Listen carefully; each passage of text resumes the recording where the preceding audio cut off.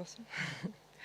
Excelentíssimos senhores presidentes da Assembleia da Câmara Municipal, excelentíssimos membros da mesa da Assembleia, senhoras vereadoras, senhores vereadores, excelentíssimos senhores deputados e deputadas aqui presentes, ao público que nos ouve e vê pela primeira vez deste casa, a todos apresentamos as nossas saudações.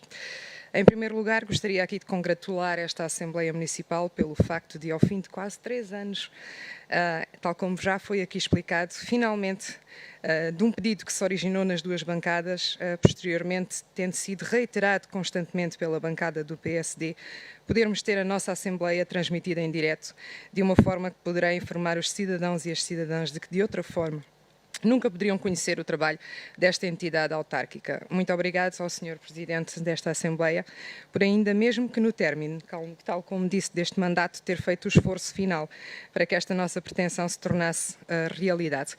Bom, relativamente ao assunto do expediente e em relação especificamente à carta do Sr. José da Lança, em primeiro lugar, gostaríamos de perguntar quem é o responsável pela proteção de dados da Câmara Municipal de Almodóvar e se este dado já foi enviado. Porque se recorde, o Regulamento Geral da Proteção de Dados Europeu, que foi transposto pela Lei Nacional em 2019, impõe que as instituições públicas tenham um encarregado de proteção de dados. As respectivas funções, descritas em decreto-lei, implicam, entre outros, assegurar a realização de auditorias, quer periódicas, quer não programadas, sensibilizar os utilizadores para a importância da detecção atempada de incidentes de segurança e para a necessidade de informar imediatamente o responsável pela segurança, assegurar as relações com os titulares dos dados nas matérias abrangidas pelo RGPD e pela legislação nacional em matéria de proteção de dados.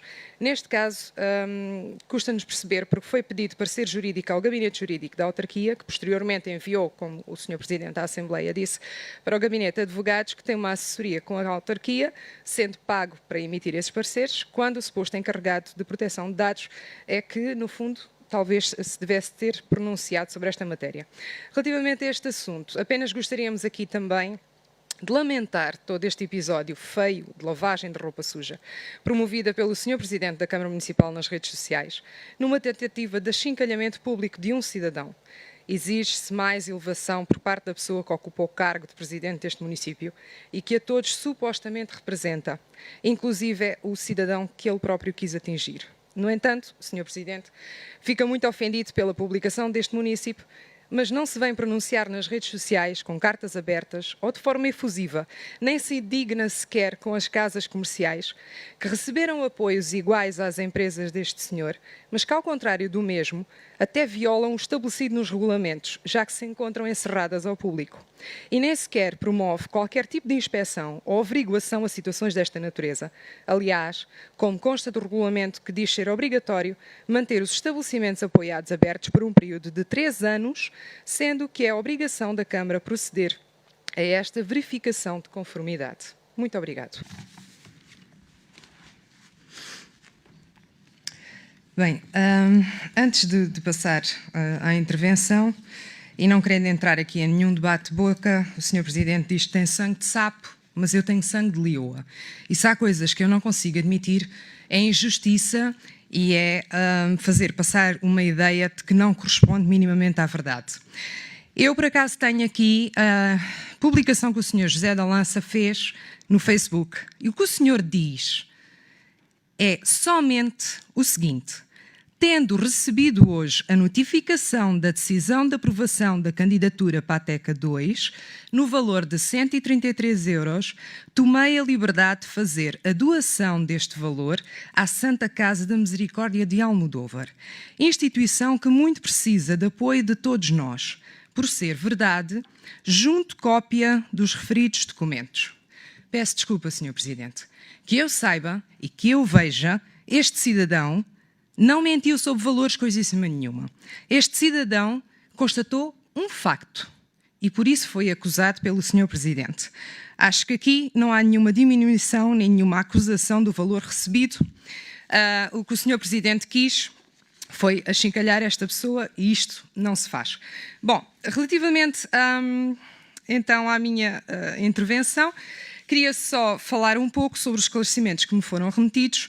Em primeiro lugar, quero agradecer imenso a todos os funcionários e funcionárias que organizaram a informação que foi solicitada por esta bancada na última Assembleia Municipal e que nos foi remetida em tempo útil, o que muito agradeço também à Câmara Municipal pelos 2 dossiês enviados.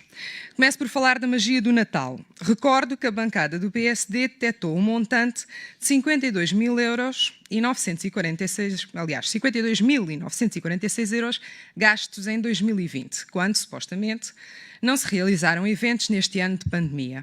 Na explicação que foi dada, refere-se que 27.000 euros vieram de despesas referentes a 2019, tal como supunhamos, o que é curioso quando o Sr. Presidente constantemente afirma passar os anos sem dívidas.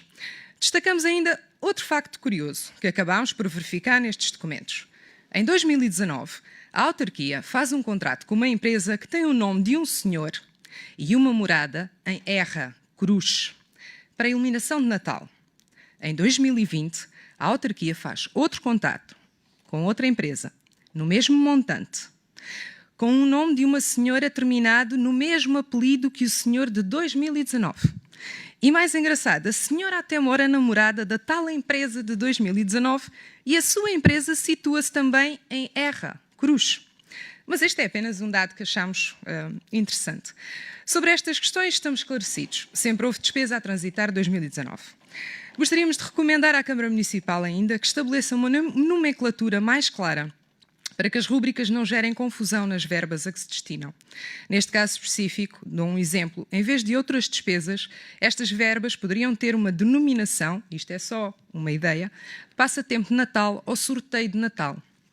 Na explicação sobre as despesas com a Universidade Sénior em ano de encerramento, verifica-se que estas aconteceram em abril, maio, junho, entre outros meses em que há um reporte de aquisição de materiais para a Universidade Sénior, que gostaríamos de ver clarificado, pois continuamos a verificar despesa quando, e frisamos, a Universidade Sénior estava encerrada. Que atividades foram desenvolvidas nesta altura que justificaram as aquisições deste material? Feira do Cogumelo e do Medronho, despesas de 2019 pagas também em 2020. E não havia dívidas. Escritas do Sul, despesas de 2019 pagas também no ano de 2020.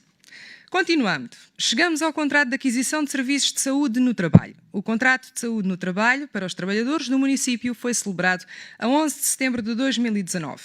No entanto, é referido que houve incumprimentos contratuais e que durante o ano de 2020 foram efetuados apenas 87 exames iniciais e 23 recolhas para análises clínicas quando existem mais de 200 trabalhadores na autarquia.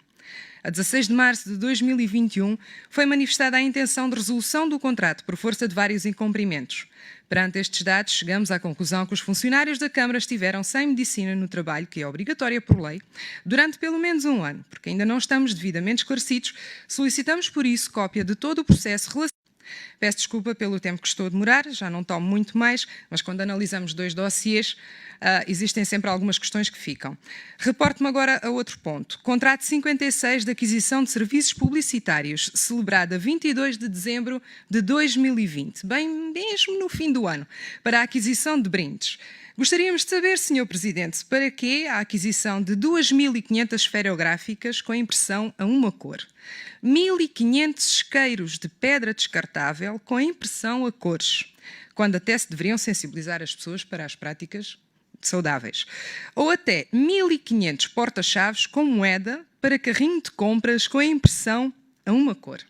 Repare, 2021, estamos em ano de eleições. E, de facto, se não fosse um orçamento e um contrato celebrado com a autarquia, eu até diria que parecia um contrato de fornecimento de brindes de campanha.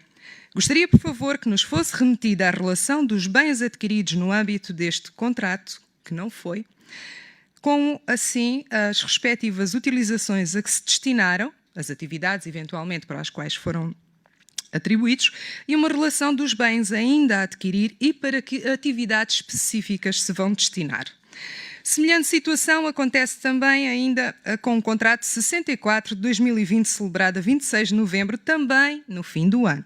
referente a uma campanha promocional da qual ninguém deu conta até ao momento e que fala na elaboração de um plano de comunicação, reportagens, entrevistas, 5 vídeos promocionais, banners, publicações, campanhas em redes sociais.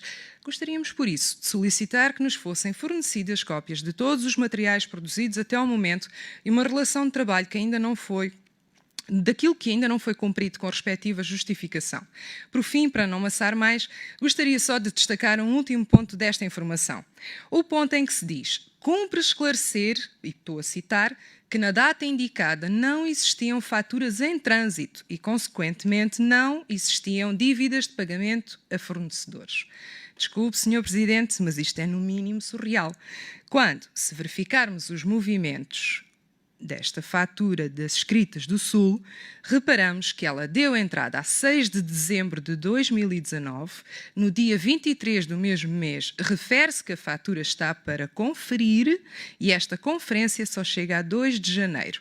Friso, portanto, que esta fatura circula na autarquia entre 6 de dezembro de 2019 e 6 de janeiro de 2020.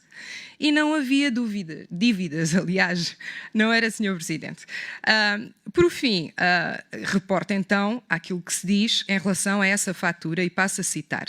6 de dezembro de 2019, de acordo com o registro no MyDoc, atendendo às férias dos trabalhadores e ao período de adaptação à plataforma MyDoc e a fatura ter sido enviada por e-mail, a mesma andou no circuito de conferência até 6 de janeiro de 2020. Ouviu? Circuito de conferência, ou seja, em trânsito até 6 de janeiro de 2020.